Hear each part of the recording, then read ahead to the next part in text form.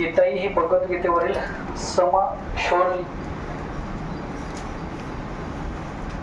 समश्लोकी टीका कोणी लिहिलेली आहे? विनोबा भावे.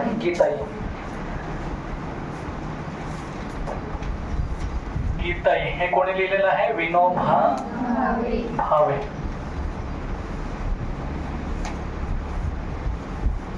विनोबा भावे गीतावरील टीका लिहिलेलं आहे विनोबा भावे बघा. आणि तुम्हाला अजून एक गीता रहस्य माहिती आहे तुम्हाला? गीता रहस्य कोणी लिहिलं होतं? गीता रहस्य लोकमान्य टिळक आहे. ते तुम्हाला सांगितलं होतं मंडालेच्या तुरुंगामध्ये असताना. मंडालेचे तुरुंग कुठं होते? म्यानमार. कुठं होते? म्यानमार. म्यानमारचं जुनं नाव काय आहे? है ना, ब्रह्मदेश म्हटलं जातं. ब्रह्मदेश आहे. मला वाटलं ब्रह्मदेश आहे ना अधिकतर झालेलं 1936-37च्या आजूबाजूला. 1936 किंवा 37 असे मला वाटतं ब्रह्मदेश आहे. ब्रह्मदेश 37ला, भारत पाकिस्तान 1947ला आणि चायना 1949ला आणि बांगलादेश 1971ला है ना याची निर्मिती झालेली होती असं त्या दिवशी सांगितलं असेल.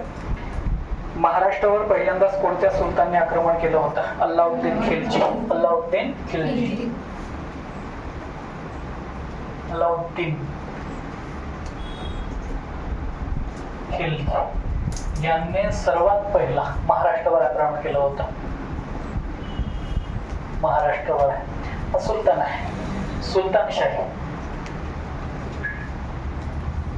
सुलतानशाही नंतर मुघलशाही नंतर इंग्रज आले. नंतर पोर्तुगीज वगैरे नंतर डच आले. सगळ्यात सुलतानशाही पहिली झाली. सुलतानशाही संपल्यावर मुघलशाही चालू असतानाच मग परत इंग्रज वगैरे हे भरपूर ठिकाणी आलेले होते. ते याच्यामध्ये तुम्हाला लक्षात ठेवा अल्लाउद्दीन खिलजी म्हणून एक व्यक्ती आहे. त्याने महाराष्ट्रावर पहिल्यांदाच आक्रमण केलेलं होतं त्यांनी. हा प्रश्न सुद्धा खूप महत्वाचा आहे. दक्षिणेकडील विजयनगर साम्राज्याची स्थापना कोणी केली होती? विजयनगर साम्राज्य.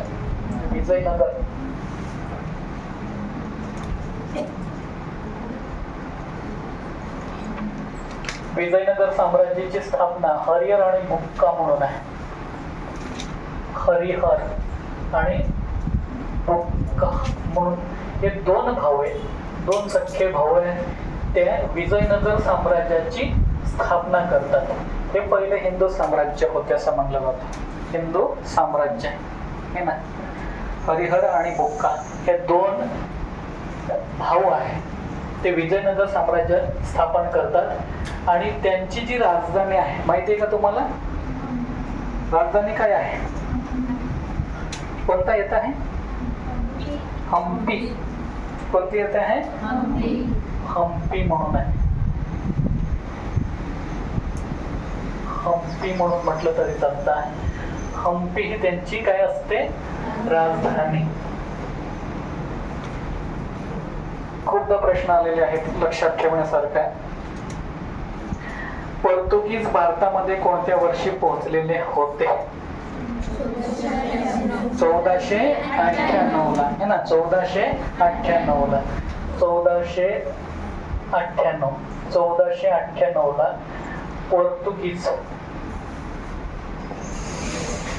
पोर्तुगीज मध्ये कोण आहे? वास्को द गामा म्हणून हा व्यक्ती. 1498 ला कुठं पोहोचतो? कालिकत म्हणून आहे. कुठं आहे? कालिकत हे ना. कालिकत कुठं आलं? केरळ. आणि काल त्या दिवशी पण सांगितलं होतं मी केरळची राजधानी कोणती आहे? तिरुवनंतपुरम आहे. तिरुवनंतपुरम आहे ही राजधानी आहे. कोणाची राजधानी आहे? केरळ आहे. सगळ्यात सुशिक्षित राज्य म्हणून सुद्धा ओळखलं जातं. सगळ्यात जास्त स्त्रियांची संख्या म्हणून सुद्धा ओळखलं जातं है ना. केरळ हे लक्षात ठेवायचं आहे. महाराष्ट्रामध्ये नव्हे तर 1857च्या लढाईनंतर संपूर्ण भारतामध्ये पहिल्यांदाच क्रांतिकारी उठाव कोणी केला? भारताचे आद्य क्रांतिकारक म्हणून कोणाला ओळखले जाते? वासुदेव बळवंत फडके हे ना. भरपूरदा प्रश्न आद्य क्रांतिकारक आहे.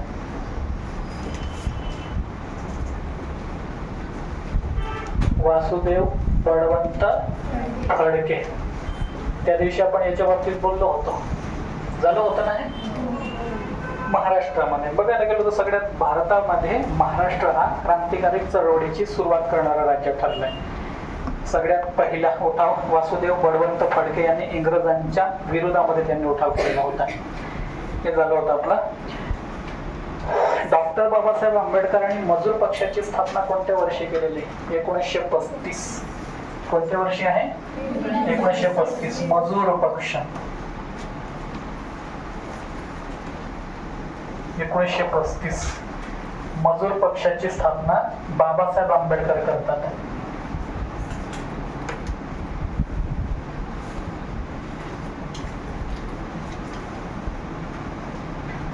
मजूर पक्षाची स्थापना आहे. कारण 1935चा एक कायदा आहे. 3 कायदे सांगितले होते मी तुम्हाला, मागच्या वेळेस पण सांगितले होते की मार्लेमेंटो कायदा आणि मॉन्टेस्क्यू चेम्सफोर्ड कायदा आणि भारत सरकार कायदा, हे 3 कायदे नेहमी लक्षात ठेवायचे. एक कायदा कोणता आहे? 1909चा. आणि दुसरा कायदा आहे 1919चा. तिसरा कायदा आहे 1935चा, मार्ले आणि मिंटो कायदा. नंतर येतो आहे मॉन्टेस्क्यू.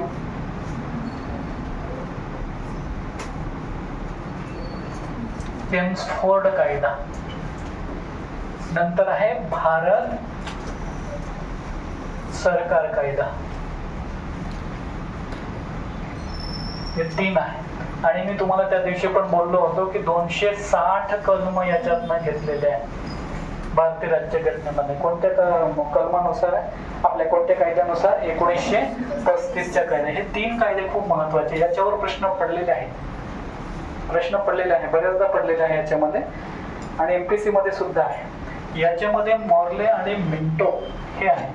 याच्यामध्ये मोर्ले हा भारत मंत्री होतो. मोर्ले काय होतो? भारत मंत्री. आणि मिंटो काय होतो? व्हाईसराय. हा व्हाईसराय होतो आणि हा भारत मंत्री होतो. भारत मंत्री कोण असतो? की जो इंग्रजांच्या संसदेमधला व्यक्ती असतो. एक सध्याचा राष्ट्रपती कोण आहे?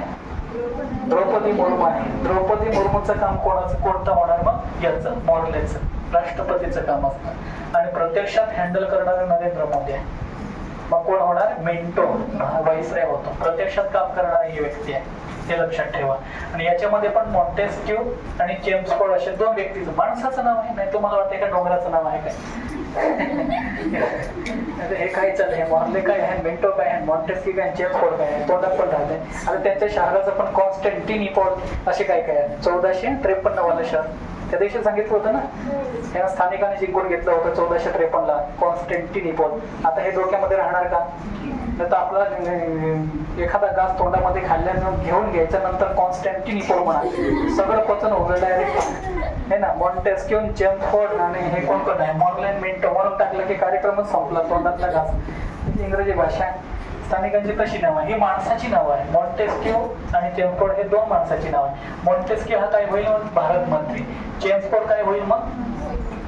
है ना, व्हाईसराय. व्हाईसराय म्हणजे प्रत्यक्षात देशामध्ये राहून काम करणार. तो भारतामध्येच राहणार आहे. आणि जो भारत मंत्री आहे तो कुठं काम करतो? ब्रिटनच्या संसदेमध्ये. त्याला भारतचं डिपार्टमेंट दिलेलं आहे, है ना. हे लक्षात ठेवा. भरपूर याच्यावर प्रश्न पडतात. डॉक्टर बाबासाहेब आंबेडकरांनी मजूर पक्षाची स्थापना कधी केलेली आहे? 1935 ला. आता 1935 ला मजूर पक्षाची स्थापना केली. जरूर 35, अरे 36 आहे या ठिकाणी त्यांनी 36. ओके. मजूर पक्षाची स्थापना 36 ला होते. आणि 36 ला असेल तर बघा, एक आहे 1 April 1935.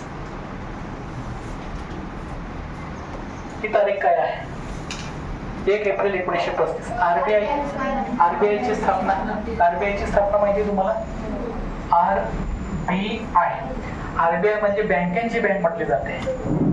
Reserve bank of India, है ना. ज्या ठिकाणी पैसा बनतो त्याला कंट्रोल करण्याचं काम कोण करते आहे? आरबीआय. मग आरबीआयची स्थापना कोणत्या दिवशी होते? 1 एप्रिल 1935, है ना. आणि हा कायदा येतो कुठला? भारत सरकारचा कायदा 1935. या कायद्यान्वये भारतामध्ये आहे ना ते इलेक्शन होणार होतं. या कायद्यान्वये भारतामध्ये काय होणार आहे, इलेक्शन होणार आहे. त्या इलेक्शनमध्ये बाबासाहेब आंबेडकरांनी म्हटलं की राजकारणामध्ये सहभाग करून घ्यावा. याच्यासाठी मग पक्ष लागणार आहे. मजूर पक्षाची स्थापना मग 1936 ला. कधीची आहे, 1936 ला.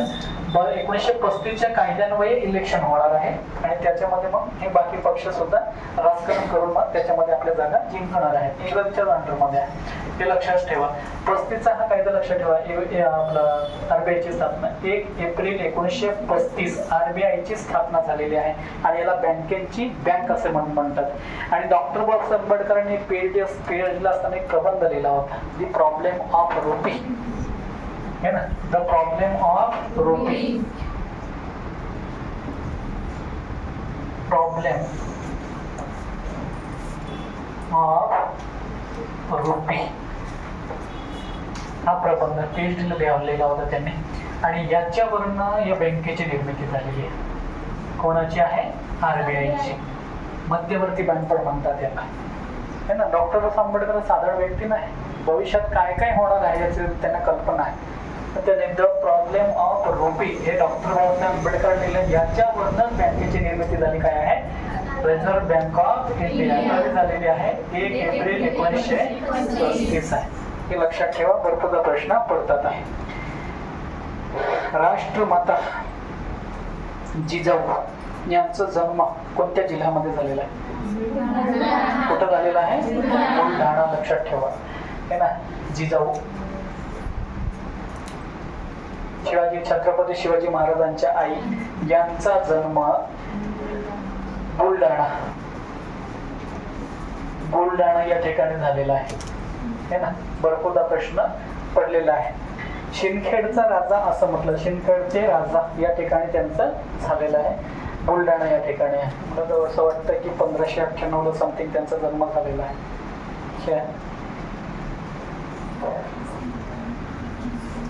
शिंदखेड राजा असं लक्षात ठेवा. हा शब्द सुद्धा शिंदखेड राजा या ठिकाणी त्यांचा जन्म झालेला आहे, जिजाऊ यांचा जन्म. आणि यांचा मृत्यू कोणत्या ठिकाणी झाला तर पाचाड. भरपूरदा प्रश्न पडलेला आहे याच्यात. पाचाड म्हणून आहे. पाचाड कुठं आहे तर रायगड. पाचाड कुठं आहे, रायगड आहे.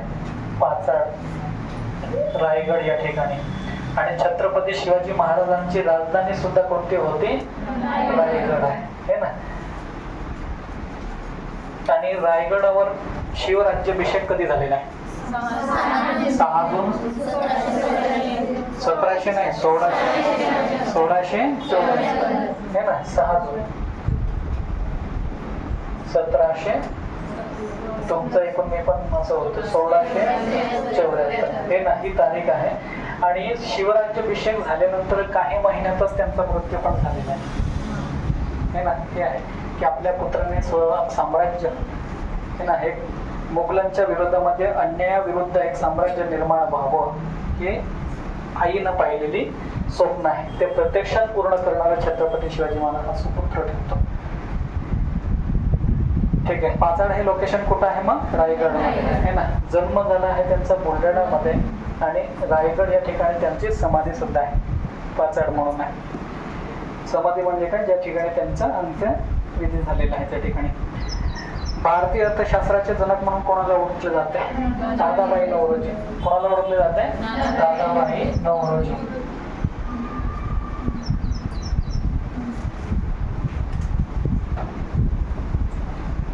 अर्थशास्त्राचे जनक आहे,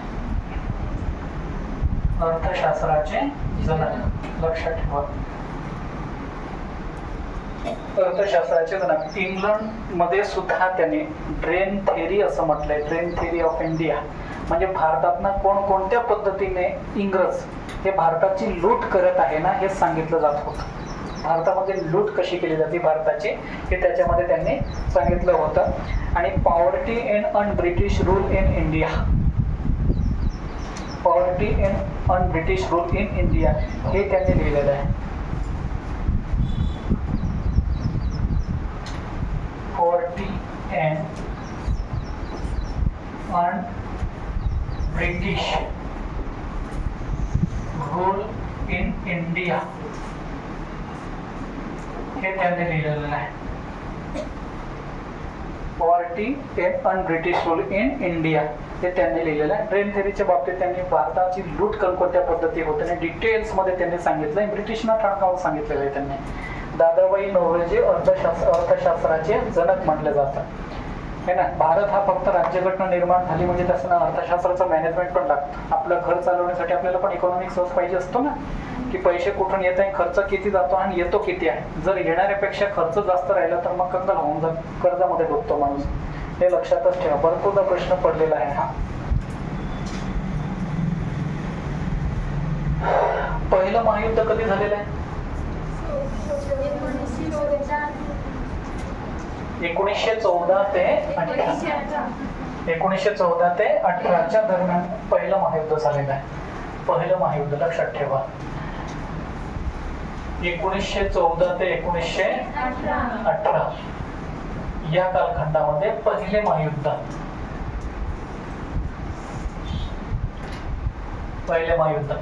आता दुसरा महायुद्धाचा कालखंड कोणता आहे? 1939 ते 1945 आहे. हे दुसरे महायुद्ध म्हटलं जातं. पहिल्या महायुद्धापेक्षा दुसरे महायुद्ध सगळ्यात घातक ठरलं होतं हे ना. लाखो माणसं मेलेत आणि करोडो माणसं जखमी झालेत त्याच्यामध्ये. जबरदस्त, खूप विचित्र आहे. आता याच्यामध्ये 2 बॉम्ब टाकले गेलेले जपान देशावर. कोणत्या देशावर आहे? जपान या देशावर 2 बॉम्ब टाकण्यात आले होते, अणुबॉम्ब. जपानची राजधानी काय आहे? टोकियो असं म्हणतात. टोकियो. जपानची राजधानी काय आहे? टोकियो. जपानमध्ये 2 शहर आहेत, मेन शहर. आता भारतामध्ये 2 शहर मेन आहेत, मुंबई आणि दुसरं काय आहे? दिल्ली.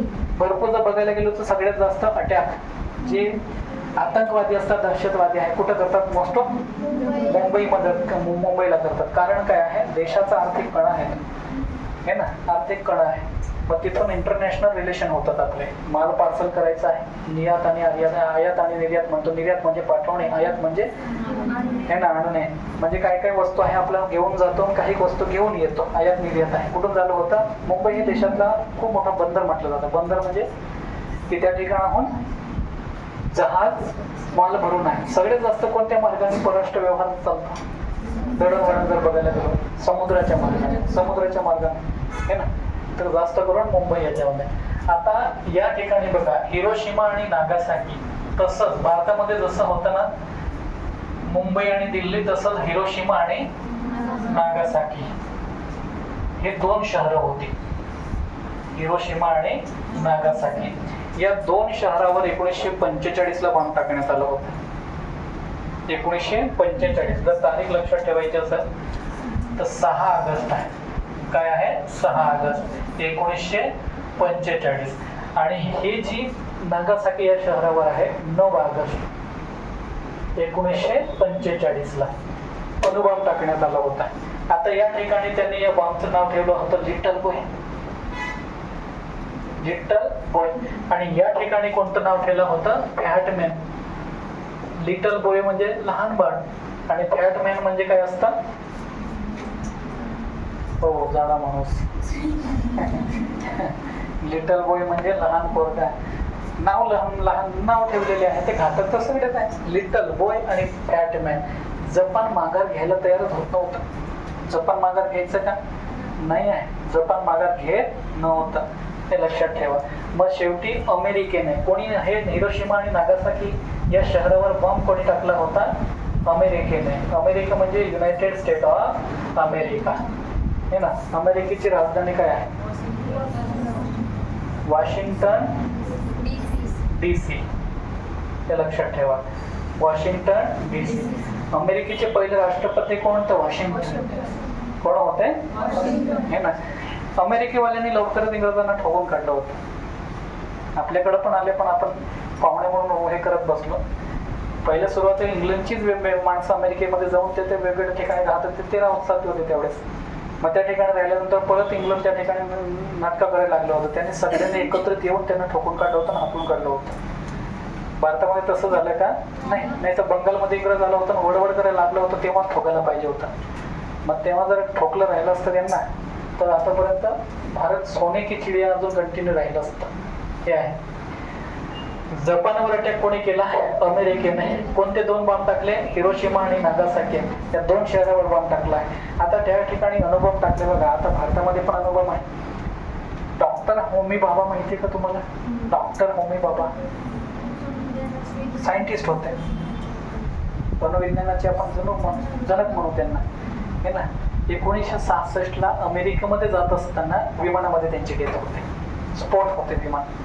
आणि 1966 लाच लाल बहादूर शास्त्री यांचा सुद्धा ताशकंद या ठिकाणी मृत्यू होतो.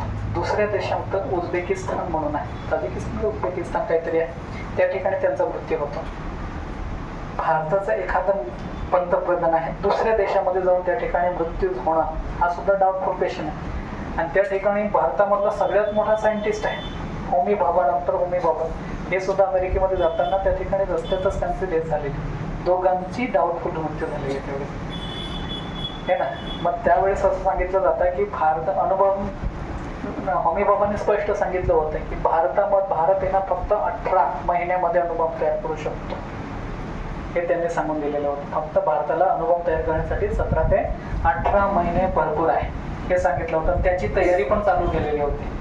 लालभाई नेहरूंना जवळ घेऊन नंतर नेहरूचा मृत्यू 1964 ला झाल्यानंतर आपले लाल बहादूर शास्त्री पंतप्रधानपदी आले. त्यांची पण परमिशन घेतली. असं म्हटलं जातं की त्यांच्यामुळे मग दोघांना अडवून टाकलं. पंतप्रधानाला सुद्धा. पण एखाद्या देशाकडे अनुभव राहणं म्हणजे तो देश ताकदवर होणं असा अर्थ होता. आता पाकिस्तान सोबत लुकी फायटिंग झाली तरी ते काय म्हणतात, पाकिस्तान म्हणतं बॉम्ब टाकून दे, हे ना, अणुबॉम्ब टाकून दे. असंच 1999 ला तेच म्हणत होतं की भारत कारगिलचं युद्ध झालं माहिती ना, मग बॉम्ब टाकू देईन असं चालत होता. मग ते कुठं कंप्लेंट कुठं करतात? अमेरिकेला. अमेरिका म्हणतं भारतला परत की अमेरिका पाकिस्तान तुमच्यावर बॉम्ब टाकून देईल, सैन्य मागे घे. त्यावेळेला अटल बिहारी वाजपेयी होते. भारताच्या पंतप्रधानपदी कोण होते? अटल बिहारी वाजपेयी. सौभाग्याने ज्या वेळेस पाकिस्तान सोबत भारताचं युद्ध झालं ना त्यावेळेस इमानदार असलेले पंतप्रधान पदावर होते. इमानदार होते ज्या वेळेस असले.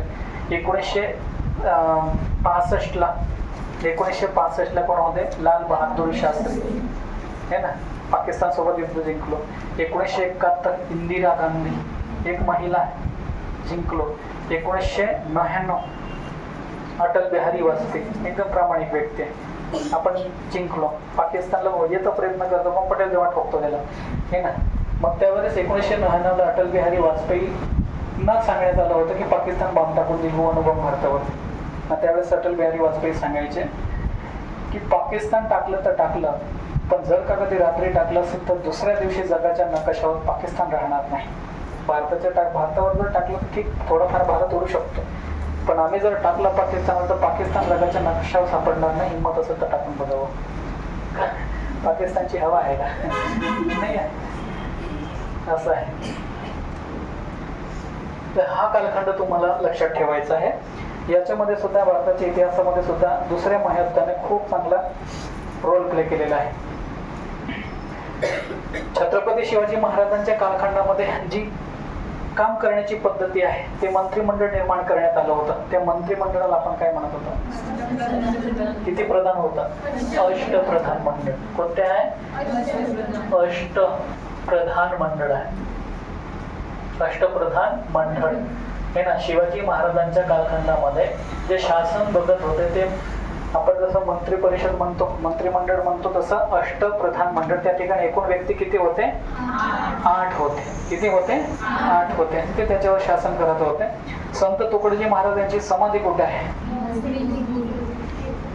मोझरी म्हणून आहे. संत तुकडोजी महाराज, संत तुकडोजी महाराज आहे.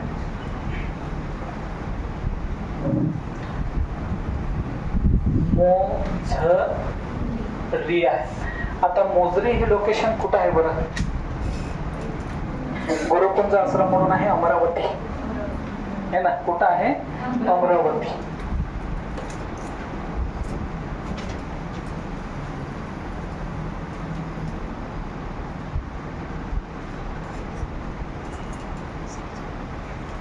गुरुकुंज आश्रम आहे अमरावती या ठिकाणी. संत तुकडोजी महाराज, हे लक्षात ठेवा. मोजरी, मोजरीच आहे ना, मोजरी म्हणून आहे.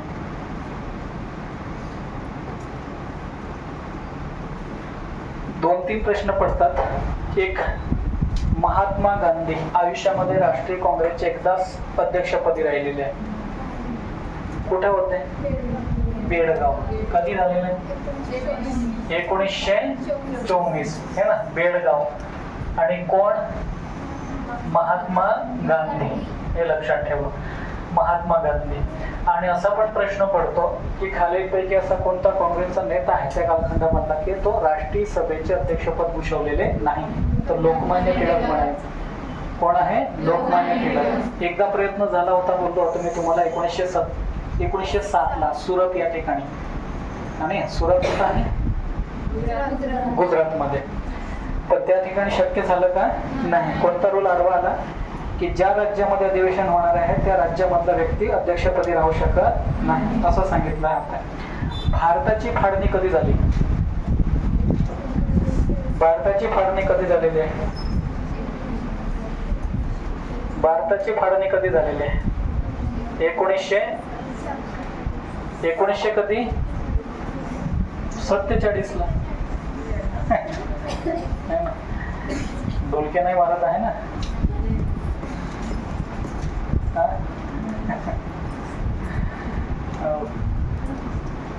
टेस्ट होईल आपली, टेस्ट.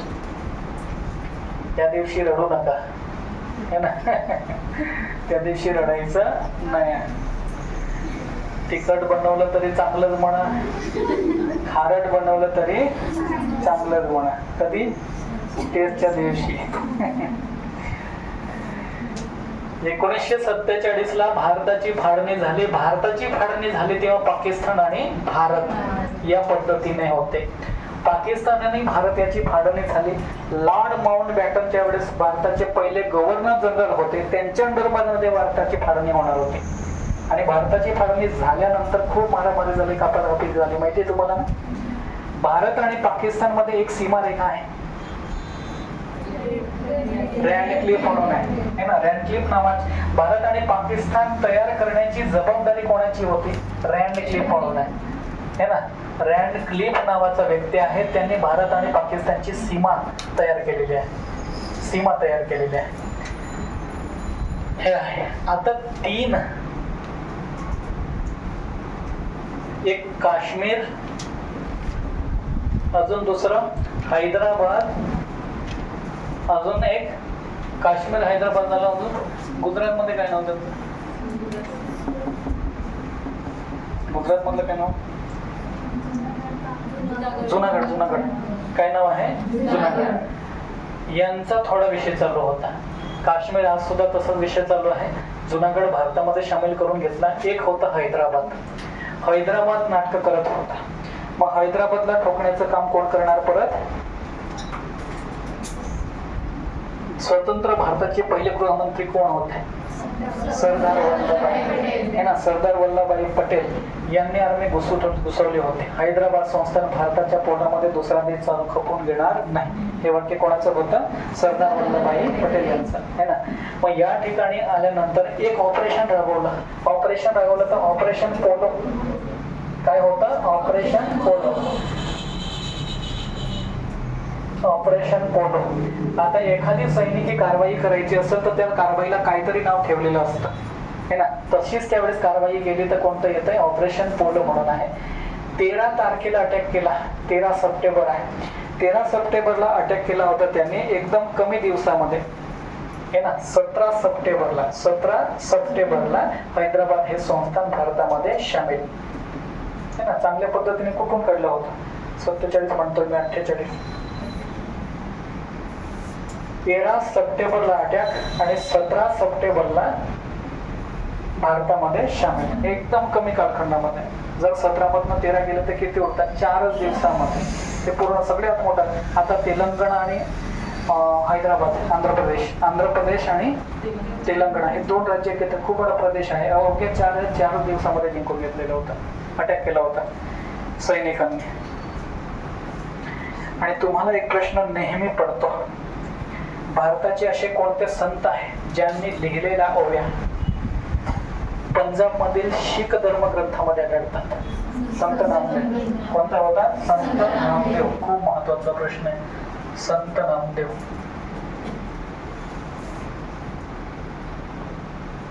शीख धर्म ग्रंथ.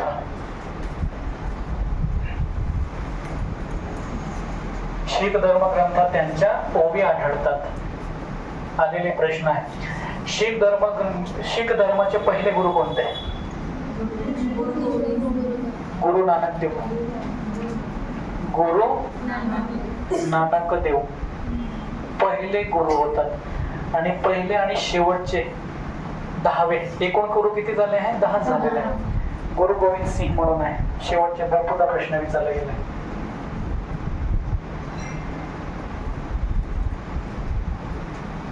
10वे गुरु कोणते म्हणून आहे? गुरु गोविंद सिंह.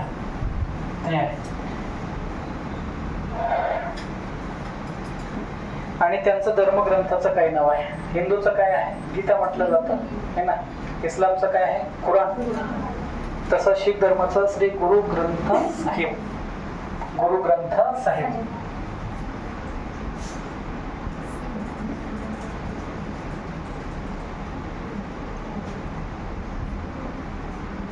या गुरु ग्रंथ साहिब मध्ये शीख धर्म ग्रंथामध्ये कोणाच्या ओवी सापडतात तुम्हाला? संत नामदेवांच्या ओवी.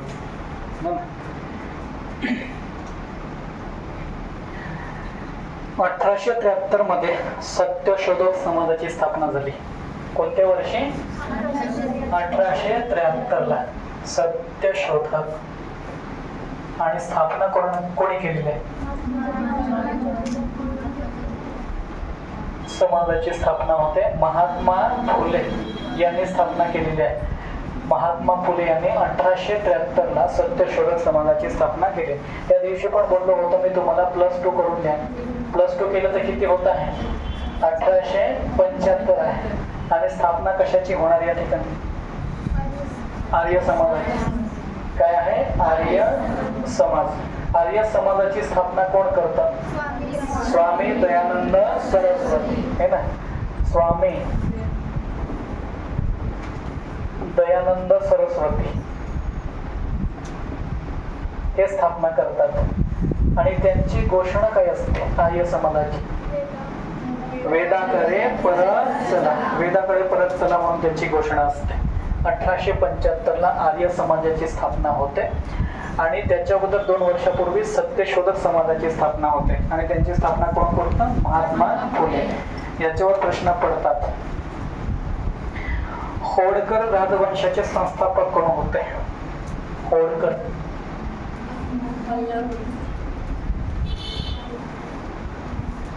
घराणे म्हणून आपण. राजवंशाची स्थापना मल्हारराव होळकर, बाजीराव पेशवा यांचे मित्र, खूप चांगले मित्र, मल्हारराव होळकर.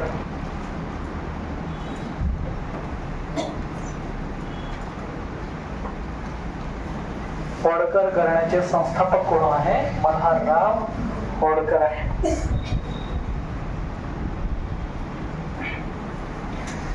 विनायक दामोदर सावरकर यांचा जन्म कोणत्या जिल्ह्यामध्ये झालेला आहे? कुठं झालेला आहे? नाशिक. नाशिक मध्ये कुठं आहे?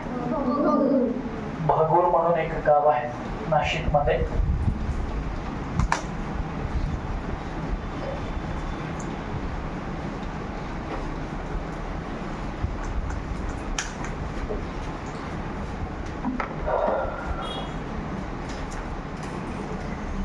विनायक दामोदर सावरकर यांचा जन्म कुठे झालेला असा प्रश्न विचारला जातो. तर म्हणायचं भगूर. आणि हे कुठं आलं? हे ना. कुठं आलं? तर नाशिक याच्यामध्ये. सावरकर जे आहे त्यांनी 1900 साली कोणती संघटना स्थापन केली आणि 1904 साली कोणती संघटना स्थापन केलेली आहे? 1900 साली कोणती संघटना स्थापन केलेली आहे? मित्रमेळा. आणि 1904 साली अभिनव भारत आहे. लक्षात ठेवा. आणि ही क्रांतिकारी, गुपित क्रांतिकारी चळवळ आहे. गुप्त क्रांतिकारी चळवळ आहे. म्हणजे लपून छपून क्रांतिकार्य चालू करणं, संपूर्ण भारतभर ते पसरवणे हा त्यांचा उद्देश होता. आणि इंग्रजांना चांगल्या पद्धतीने कुटून काढणे हा त्यांचा उद्देश होता. हे ना. सैन्य आपल्याकडे जर बंदूक असेल तर इंग्लंडहून सुद्धा बंदूक पार्सल केलेली आहे. पुस्तकामध्ये उरलेला जो पाठ आहे तो कापून टाकलेला, त्याच्यामध्ये बंदुका ठेवलेल्या आहे, या ठिकाणी पाठवलेल्या आहे. तर लक्षात ठेवा. 1904ला एक अभिनव भारत आणि त्याच्यानंतर 1900 साली काय आहे, मित्रवट. बाबाराव सावरकर म्हणून त्यांचे बंधू यांनी खूप महत्वाचा सपोर्ट केला आहे. कोण आहे? बाबाराव सावरकर.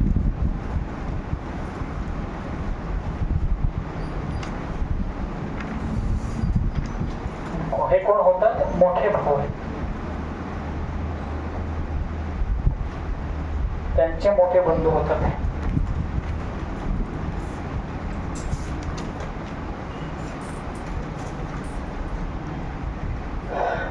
ठीक आहे.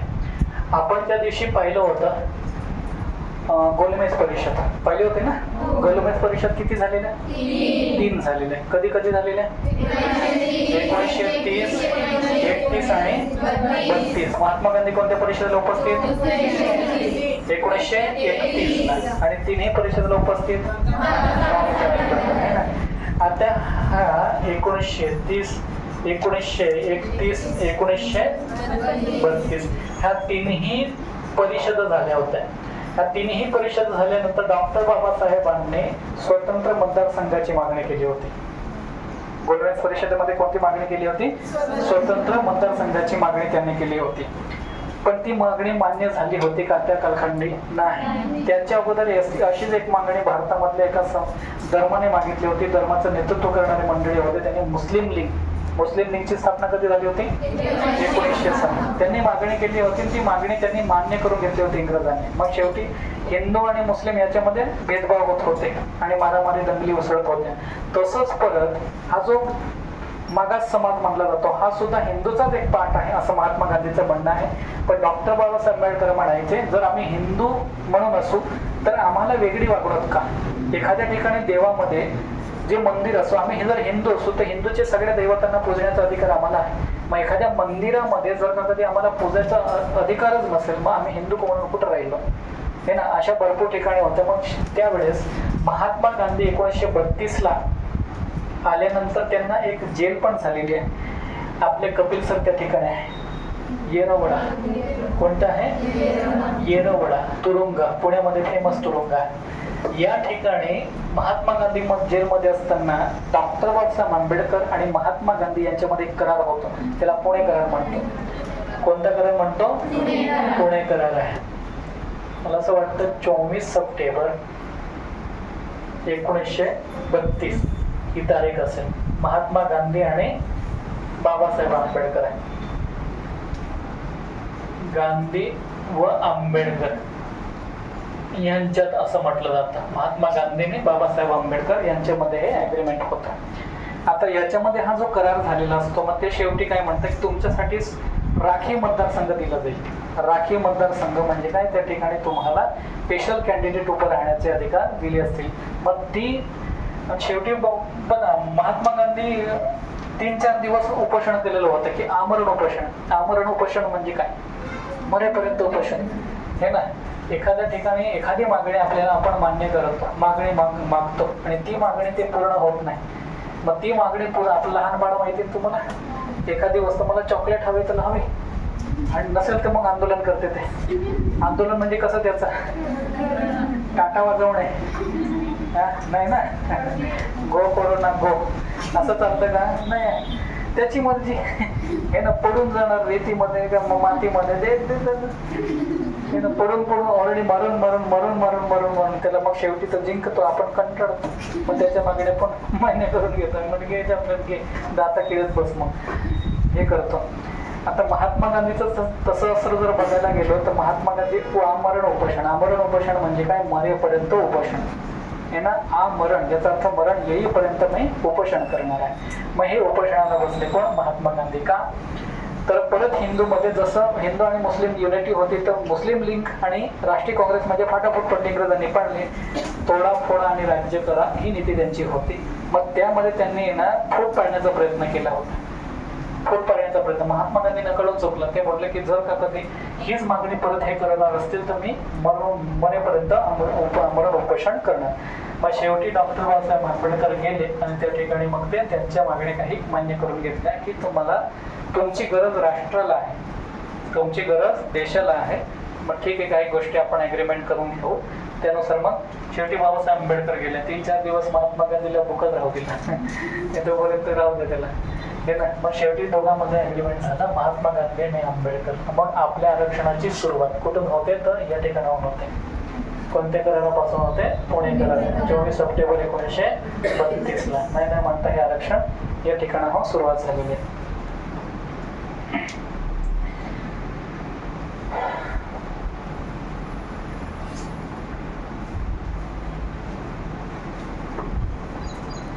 लाल बहादूर शास्त्री पंतप्रधानपदी 1965च्या युद्धामध्ये कोण पंतप्रधान होते?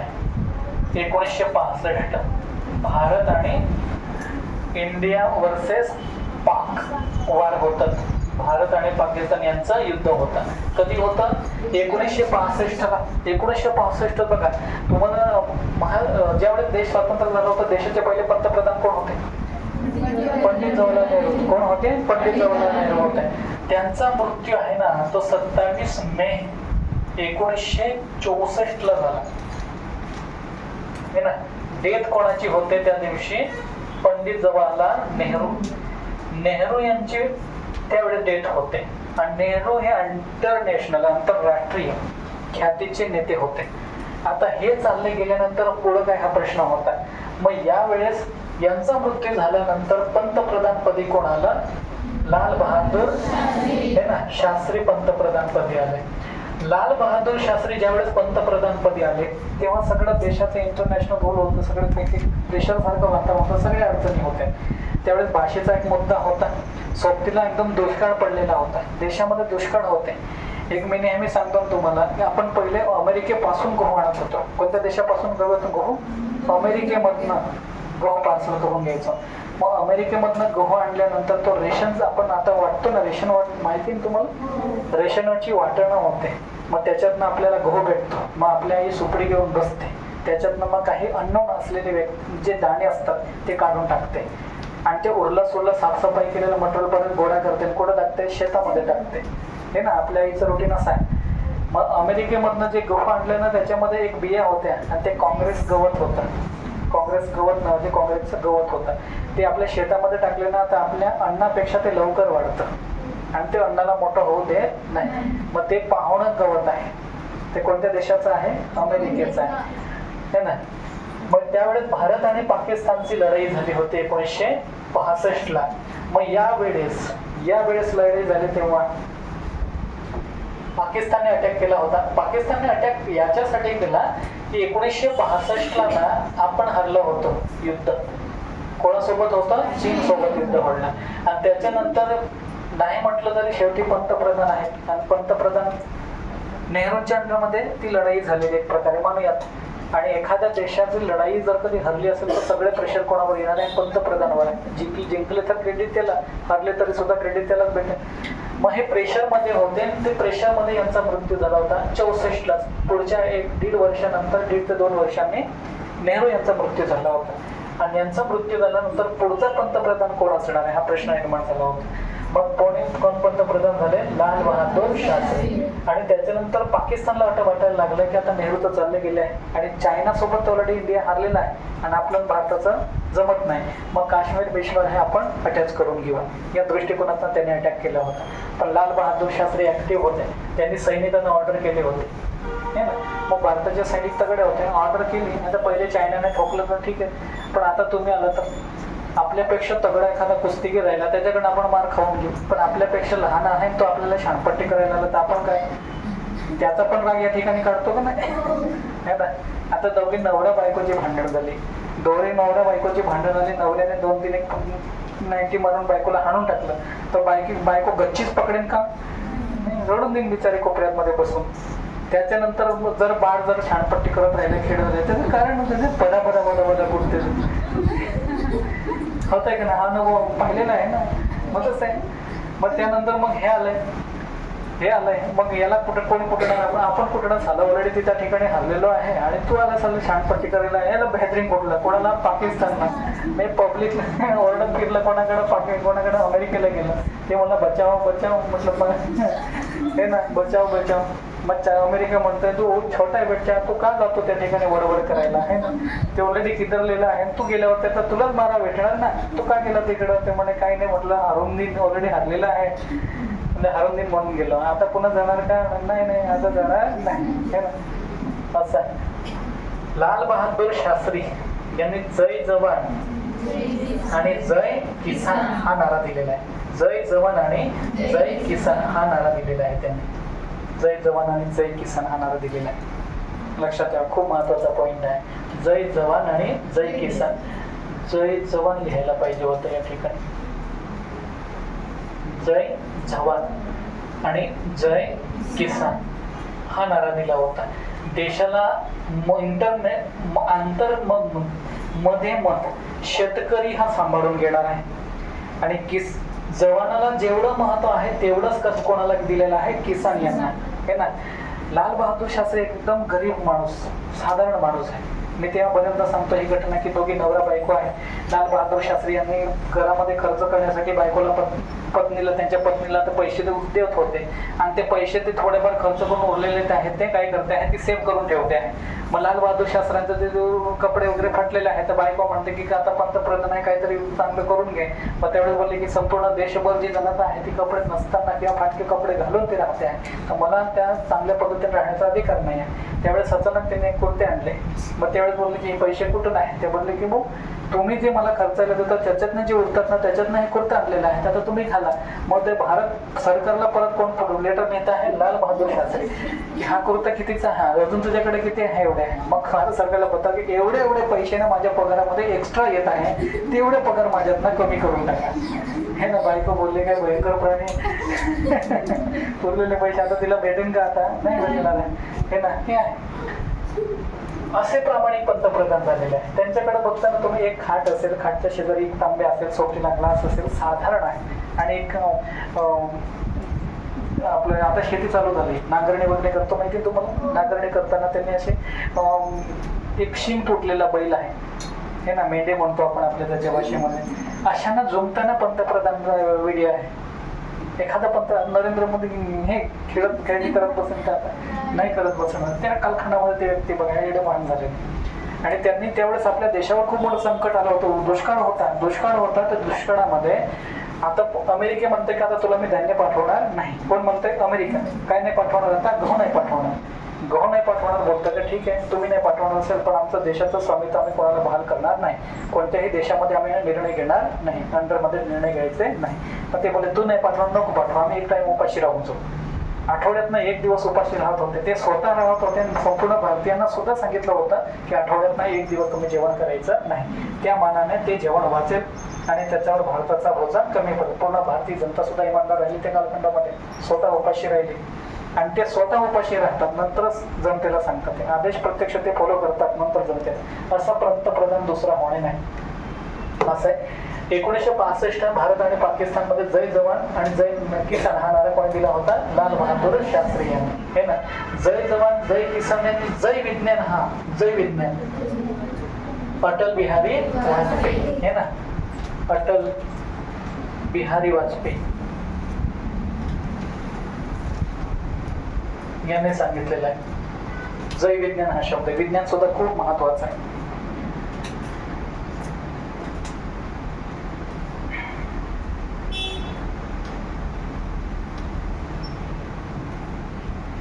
डॉक्टर बाबासाहेब आंबेडकर यांनी 1935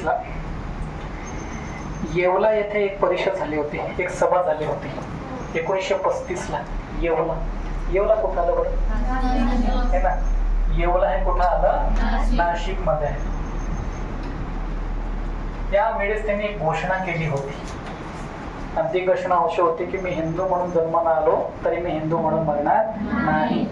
लक्षात येतं, हिंदू कुळामध्ये मी जन्माला आलो पण मी हिंदू म्हणून मरणार नाही. याचा एक प्रकारचा असा आहे की मग हिंदूमध्ये जन्म झाला पण हिंदू धर्म घेऊनच मी मरणार नाही, धर्म परिवर्तन करून घेईन. हे कशासाठी त्यांनी म्हटलं असेल एवढं या ठिकाणी, हिंदू म्हणून जन्माला आलो तरी हिंदू म्हणून मरणार नाही. नाशिक येथे एवढा 1935 ला.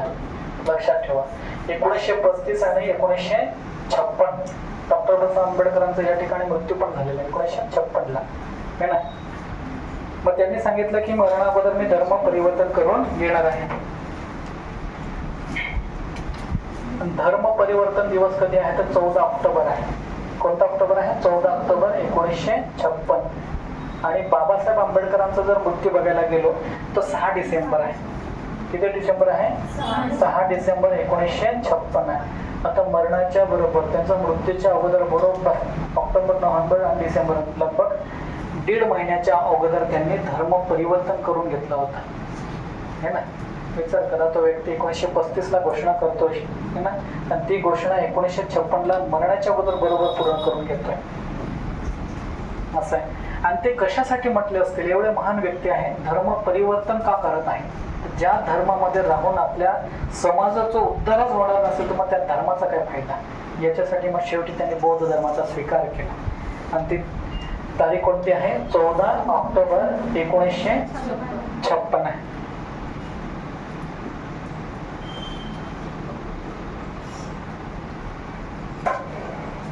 भिल्लांचा उठाव खानदेश मध्ये कोणी केलेला आहे? 1857च्या उठावामध्ये भिल्लांनी उठाव केला. भिल्ल समाज, आदिवासी समाजाने उठाव केलाय. भिल्ल समाज 1857च्या लढाईमध्ये भीमा नाईक आणि खाजा नाईक, खाजा सिंग म्हणून आहे, भीमा नाईक आणि खाजा सिंग म्हणून आहे, त्यांनी 1857च्या लढाईमध्ये खूप महत्वाचा रोल प्ले केला. सुरुवातीला त्यांनी उठाव पण केला इंग्रजांच्या याच्यामध्ये. भारतामध्ये पहिली कापड गिरणी कोणत्या ठिकाणी सुरू झालेली? कुठं आहे? मुंबईला, है ना. 1854. कधी? 1854 पहिली कापड गिरणी.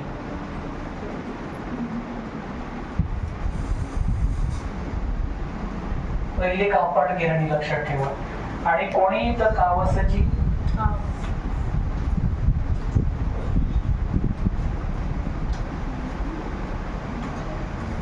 नानाबाई दावर म्हणून आहे.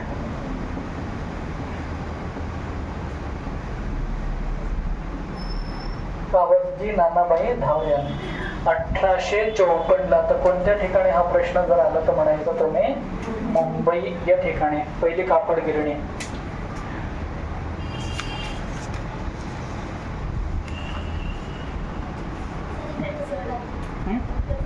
इकडचं पेज बाकी आहे ना? ठीक आहे, ठीक आहे, ते पण बघा. पहिले ग्रामीण अधिवेशन कोठे भरले होते?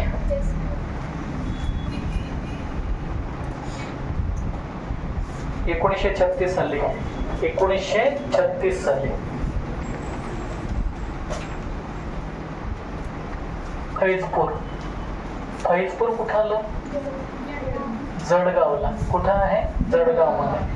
आणि या फैजपूर अधिवेशनाचे अध्यक्ष कोण होते?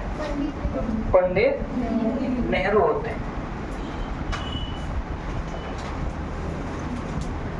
पहिले ग्रामीण अधिवेशन होते. पहिले ग्रामीण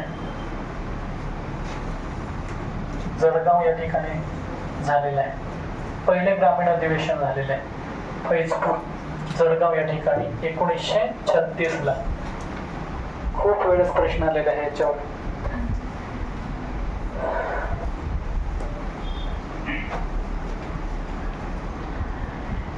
सुभाषचंद्र बोस यांनी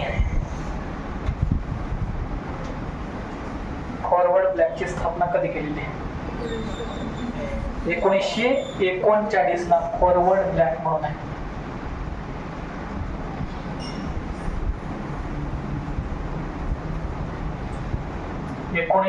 एकोणचाळीस ला. कोणी आहे? सुभाषचंद्र बोस.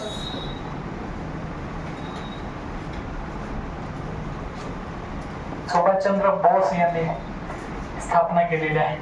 त्याच्या अगोदर बघा, सुभाषचंद्र बोस आहे ना, त्याच्या अगोदर 2 वेळेस 2 अधिवेशनाचे अध्यक्षपद राहिले रेग्युलर आहे.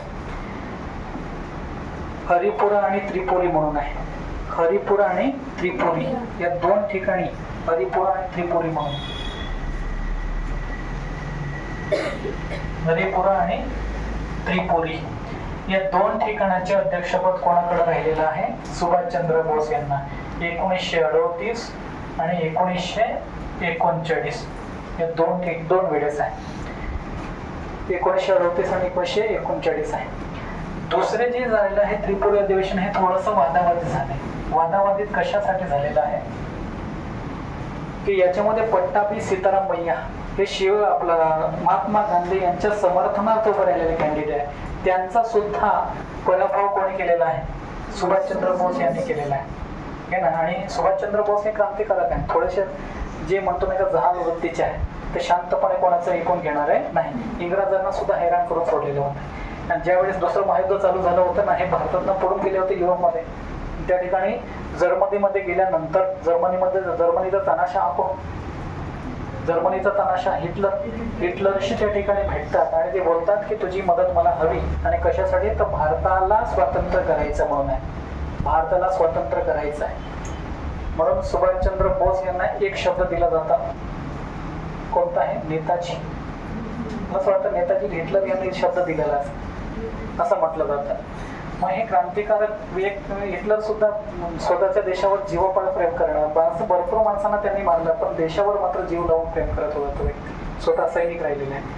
मग हे स्वतः त्या ठिकाणी गेले सुभाषचंद्र बोस आणि त्याची मदत घेऊन भारताला स्वतंत्र करायचं असं ठरलं होतं. पण शेवटी त्यांना त्याच्यामध्ये यश नाही आलं. मग ते जपानला गेले. जपानची मदत करून भारतावर त्यांनी अटॅक केला होता. आता अंदमान आणि निकोबार बेट 2 माहिती आहे तुम्हाला? अंदमान आणि निकोबार बेट, अंदमान आणि निकोबार बघायला गेलो ना, हे 2 लोकेशन भारतापासून खूप लांब आहे. माहिती का तुम्हाला? हे जर का कधी हे भारत असेल तर या ठिकाणी आहे ते.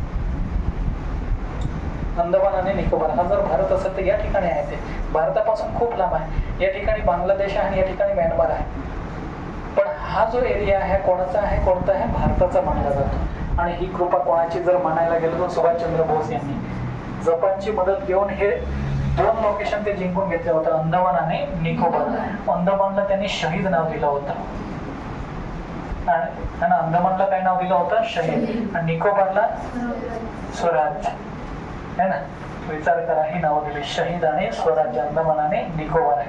सुरक्षेच्या दृष्टिकोनातनं हे खूप महत्वाचे पॉइंट आहे. अंदमान आणि निकोबार आहे. आणि तो अंदमान आणि यानं तुमच्यावर एक जिवंत ज्वालामुखी कोणत्या ठिकाणी आहे? बॅरन बेट. जिवंत ज्वालामुखी कोणता आहे? बॅरन बेट म्हणून. भारतामध्ये एकमेव जिवंत ज्वालामुखी आहे, बॅरन बेट म्हणून आहे. अंदमान निकोबार या ठिकाणी ते आहे, बॅरन बेट म्हणून आहे. जिवंत ज्वालामुखी म्हणजे पृथ्वीवरून लावारच नेहमी बाहेर निघणं, रेग्युलर बाहेर निघणं, त्याला जिवंत ज्वालामुखी म्हणतात. एकमेव, याच्यावर पण प्रश्न आलेला आहे, भारतामधला एकमेव जिवंत ज्वालामुखी कोणता तर म्हणायचं बॅरन बेट हे आहे. असो, मग या ठिकाणी हे 2ही लोकेशन सुभाषचंद्र बोस यांनी जिंकून घेतलेलं आहे. पण शेवटी सुभाषचंद्र बोस यांचा विमान दुर्घटनेमध्ये मृत्यू झाला असं म्हटलं जातं. हे भारताहून पळून कुठे गेलंय? इंग्रज यांच्या मग पूर्ण घरामध्ये पूर्ण लॉक करून ठेवलेलं होतं ना, त्यांच्यासाठी एक सेक्युरिटी लावलेले होते. ते झोपल्यानं वेशांतर करून पळून गेले होते है ना, पळून गेले होते. मग हे बघत बसलेले आहे, सापडे नाही, इंग्लंड कुठे गेले काय माहिती नाही. ते त्या ठिकाणी जर्मनी गेलो आणि परत जपानला झाल्यानंतर भारतावर अटॅक करता येते एवढं कधीही. आणि जर्मनीमध्ये असताना त्यांचा विवाह पण झाला. एक एमिली बोस म्हणून त्यांच्या पत्नी, एमिली म्हणून एक पत्नी आहे आणि त्यांची एक मुलगी हा अनिता बोस म्हणून आहे. एमिली हा त्यांच्या पत्नी भारतामध्ये आल्याच नव्हत्या. कशासाठी की ज्या देशाने माझ्या पतीला त्यांचं एक देशाप्रती समर्पण केलेलं, संपूर्ण जीवनाला सार्थक ठेवलेलं असं स्थान दिलेलं नाही, त्या देशामध्ये मी जाऊन काय करू. माझ्या परिचयातली त्यांच्या एक मुलगी आहेत अनिता बोस. त्यांच्या पत्नीला त्याने चिठ्ठी लिहून दिलेली आहे की बंगाल ओडिसा होतं त्यावेळी, म्हणजे त्या आपल्या आईवडिलांचं हे घर आहे बा, जर मी काही कमी जास्त झालं तर त्या ठिकाणी तू जाऊ शकते. ही चिठ्ठी लिहून दिलेली होती त्यांच्या पत्नीने. रिअल स्टोरी पिक्चर पण आलेलं आहे सुभाषचंद्र बोस, बघायचं असेल तर बघू शकता. हडप्पा संस्कृती माहिती आहे तुम्हाला? हडप्पा संस्कृती इतिहासामध्ये हे कोणतं वर्ष चालू आहे आपलं? 2024. 2024 इसवी सन पूर्व म्हणतोय. इसवी सन पूर्व त्या कालखंडामध्ये हडप्पा संस्कृती होती. हडप्पा संस्कृतीमध्ये त्यावेळेस हडप्पा संस्कृती त्या कालखंडामध्ये हे ना घरं बांधलेली होती, बिल्डिंग होते. विचार करा, विटा होते त्या कालखंडामध्ये, पक्की विटा. आता सुद्धा आपण 10-15 वर्षापूर्वी आपल्याकडं कच्च्या विटाने घरं बांधली जात होती. तर त्या कालखंडामध्ये इसवी सन पूर्व त्या कालखंडामध्ये तुम्हाला हडप्पा संस्कृती ही होती. हडप्पा हे शहर कुठं आहे? तर पाकिस्तानमध्ये आहे. कुठं आहे? पाकिस्तानमध्ये आहे, है ना. यांना हडप्पा संस्कृतीचं दुसरं नाव आहे सिंधू संस्कृती पण म्हणतात. आणि सिंधू संस्कृती जर का ते म्हणत असेल तर सिंधू नदी पण आहे, आणि सिंधू नदीच्या आजूबाजूला वसलेली ही हे ना संस्कृती आहे, म्हणून त्यांना सिंधू संस्कृती पण म्हणतात. आणि हडप्पा संस्कृती काय म्हणतात की सगळ्यात पहिले लोकेशन कुठं सापडलं त्यांना? हडप्पा आहे या गावी सापडलं, म्हणून त्यांना हडप्पा संस्कृती म्हणतात. हे अफगाणिस्तानचा काही एरिया, पाकिस्तानचा काही एरिया, भारताचा आहे, महाराष्ट्राचा पण उत्तरेकडे काही एरिया, आणि हरियाणा या क्षेत्रापासून तर MP मधले हे सगळे खूप मोठा एरिया आहे हडप्पा संस्कृतीचा. मग सिंधू नदीच्या आजूबाजूला राहतात म्हणून सिंधू संस्कृती, आणि हडप्पा हे लोकेशन सुरुवातीला सापडलं म्हणून हडप्पा संस्कृती पण म्हणतात. हे लक्षात ठेवा. आणि सिंधू नदीच्या उपनद्या, बरेच जण म्हणतो उपनद्या, सिंधू नदीच्या उपनद्या कोणत्या आहेत? तर मी नेहमी म्हणतो की BSC राजे म्हणून लक्षात ठेवायचा. B वर्ण काय आहे? बियास. B वर्ण काय आहे? बियास. S वर्ण काय आहे? सतलज आहे. चिनाब म्हणून एक आहे, C म्हणजे, आणि रा वर्ण रावी आहे, आणि झे वर्ण झेलम आहे. हे आहे त्या ह्या उपनद्या होतात, बियास, सतलज, चिनाब, रावी आणि झेलम. आणि जी आपली सिंधू नदी आहे ती पाकिस्तानमध्ये वाहून मग कोणत्या समुद्राला भेटते? अरबी समुद्र. काही त्यांना माहितीच नाही आहे, हे ना. हा जर पाठ राहिला भारताचा असेल तर या ठिकाणी कोणता आहे? अरबी समुद्र आहे. आणि या ठिकाणी काय आहे? बंगालचा उपसागर आहे ना, बंगालचा उपसागर आहे. आणि या ठिकाणी हिंदी महासागर आहे. हे लक्षात ठेवा. तिन्ही बाजूने भारताला पाणी आहे.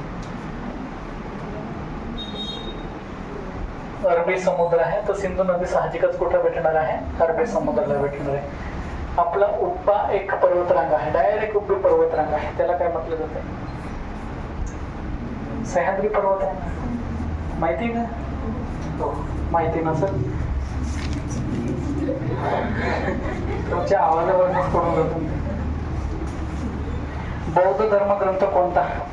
त्रिपिटक म्हणून आहे. बौद्ध धर्मग्रंथ कोणता आहे?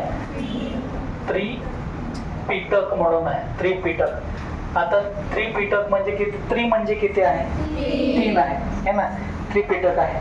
तर विनय पिटक म्हणून आहे, आणि सुत्त पिटक म्हणून आहे, अभिधम्म पिटक म्हणून आहे. विनय, सुत्त आणि अभिधम्म.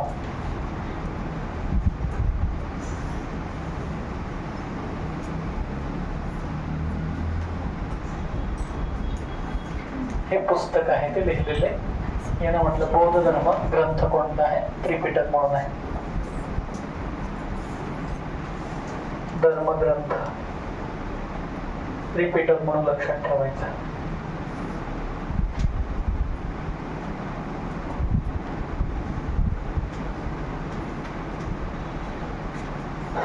ठीक आहे, याच ठिकाणी थांबवत आहे.